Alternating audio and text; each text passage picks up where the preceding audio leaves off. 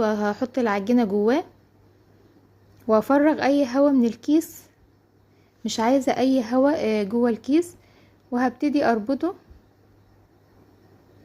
وكده العجينة بقت جاهزة معايا عشان اشكلها. هفتح فتحة بسيطة قوي من الكيس كده بالمقص على قد القطعة اللي انا عايزاها كبيرة عايزاها صغيرة. هفتح الفتحة كده بالمقص وهبتدي بقى اشكلها. عندي زيت مش سخن قوي ولا بارد قوي، لو بارد قوي هيخليها تشرب زيت، ولو سخن قوي هتحمر معايا من بره ومن جوه هتبقى نية. هبتدي المقص كده هحطه في الزيت وهبتدي اقطع قطع كده صغيرة زي ما انتوا شايفين.